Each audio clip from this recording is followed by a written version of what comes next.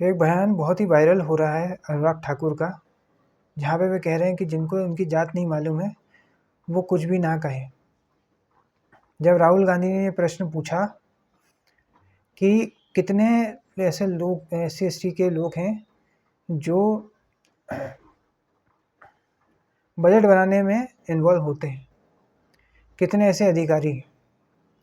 इस पर अनुराग ठाकुर ने इस प्रकार का जवाब दिया, सामने वाले पे निजी टिप्पणी कर दी। होना ये चाहिए था कि ये यहाँ पे ये भी रिप्लाई कर सकते थे कि मैक्सिमम जो IAS IPS बनने की एज है वो तो 37 साल है, और कैबिनेट सेक्रेटरी जो रहता है वो 30 साल की सर्विस के बाद बनता है। तो अगर 25 साल में कोई बन गया है तो वो 55 साल में कैबिनेट सेक्रेटरी बन सकता है, लेकिन अगर 37 साल में कोई बनता है तो वो 30 साल की सर्विस पूरी कर नहीं सकता। इस प्रकार का भी जवाब दे सकते थे, लेकिन उन्होंने पर्सनल अटैक किए, जिससे आप ही की इमेज गिरेगी। अनुराग ठाकुर में पोटेंशियल था कि वो 20-25 साल के बाद आगे चल के प्रधानमंत्री भी बन सकते थे, लेकिन इस प्रकार के बयानों ने इन्हें एकदम गिरा दिया है। पिछली बार इन्होंने जो बयान दिया था, देश के गद्दारों को गोली मारो सालों को, इसके बाद इस बार ये मंत्री भी नहीं बने। आगे चल के हो सकता है कि इनको सांसद भी नहीं बनने।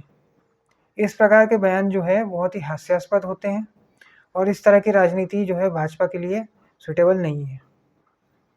देखिए, जातिवादी राजनीति के जो चैंपियन हैं वो अपोजिशन है, समाजवादी पार्टी, बसपा, NCP, कांग्रेस। तो वो अपने स्तर पर ले जाकर आपको ख़त्म करना चाहते हैं, और आप उनके जाल में आसानी से फंस चुके हो। और ये हमेशा हिमाचल के ही MPs को आगे किया जाता है, जयप्रकाश नड्डा हो, कंगना हो या अनुराग ठाकुर हो, क्योंकि चार मेंबर ऑफ पार्लियामेंट हैं हिमाचल से। हार भी गए तो इतना कोई फर्क नहीं पड़ता है। जयप्रकाश नड्डा को तो अध्यक्ष और मंत्री क्यों बनाया गया है कि ये कोई नहीं जानता है का क्या अचीवमेंट है। ये अपने ही राज्य में 700 वोट तो दिला नहीं सकते हैं, इनको क्यों बनाया गया है कोई नहीं जानता है। इस प्रकार के जो वक्तव्य होते हैं उन्हें अब विपक्ष बहुत तेज़ी से भुलाएगा, और जाति के चक्कर में भाजपा आगे ग्रो नहीं कर पाएगी। वैसे ही आप 240 सीटों पे पहुंच चुके हो। आपको राष्ट्रवाद ही सूट करेगा, आपको मिडिल क्लास के लिए काम करना पड़ेगा, अर्बन पुअर के लिए काम करना पड़ेगा, तभी आपको आगे चल के वोट मिलेंगे। अन्यथा आपकी हालत भी कांग्रेस से भी बदतर हो जाएगी।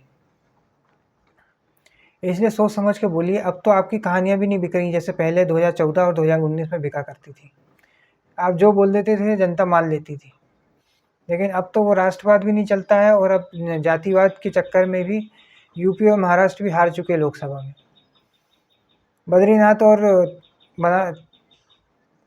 और अयोध्या भी हार चुके हैं। इसलिए सोच समझ के बोलिए कहाँ क्या बोलना है।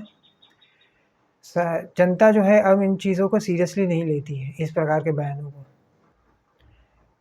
हर बार भाजपा जो है नैरेटिव या परसेप्शन क्रिएट करने में फेल हो जाती है, क्योंकि वो हमेशा एग्रेसिव होकर इस तरह के वक्तव्य दे देती है। किसान आंदोलन में भी किसानों को और किसान संघों को ये समझा ही नहीं पाए कि किसान कृषि कानून क्यों है,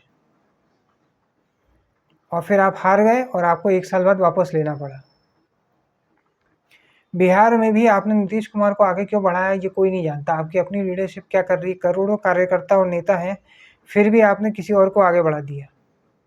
सेम आपने ब्लंडर महाराष्ट्र में किया, और अब इसी चीज़ को आगे महाराष्ट्र, हरियाणा और झारखंड के चुनावों में बनाया जाएगा। लोग कह देंगे कि इस प्रकार के जो वक्तव्य दे रहे हैं इसका मतलब ये आरक्षण ख़त्म कर देंगे, और फिर एक वर्ग का जो वोट है वो आपको मिलेगा ही नहीं। वैसे भी नहीं, कम ही मिलता है, लेकिन एक वर्ग का वोट आपको मिलेगा नहीं, और आपको सफाई देनी पड़ेगी कि हम आरक्षण ख़त्म नहीं करेंगे, और मिडिल क्लास फिर आपको वोट डालेगा ही नहीं। अभी तो सिर्फ वो घर पे बैठा है, कल को हो सकता है वो आपके अगेंस्ट भी वोट डालना चालू कर दे। सोच समझ के बोलिए कहाँ क्या बोलना है।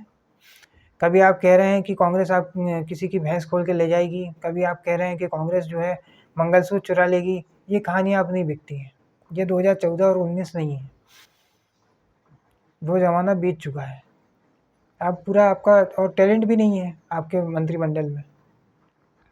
टैलेंटेड लोगों को लेते तो कोई फ़र्क पड़ता, लेकिन संघ की विचारधारा यही है कि जो दुनिया का जितना भी ज्ञान है वो बस शाखा में ही मिलता है।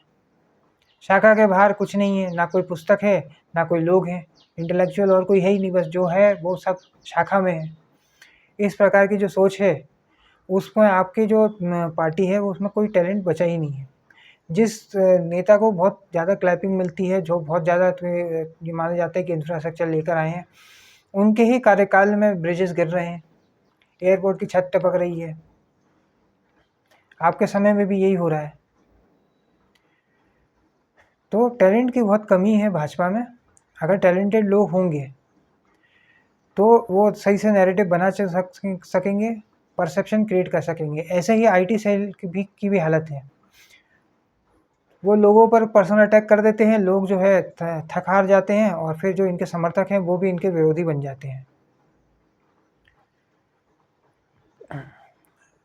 इसलिए सोच समझ के परसेप्शन बनाइए, सही टैलेंट को हायर करिए, अच्छे आईटी सेल के लोगों को रखिए, संगठन के लोगों को पद दीजिए, अन्यथा आप भी कब साफ हो जाओगे पता नहीं चलेगा। आज के इस वीडियो में इतना ही। अगर ये वीडियो आपको पसंद आया तो लाइक करें, शेयर करें, तो चैनल को सब्सक्राइब करें। धन्यवाद।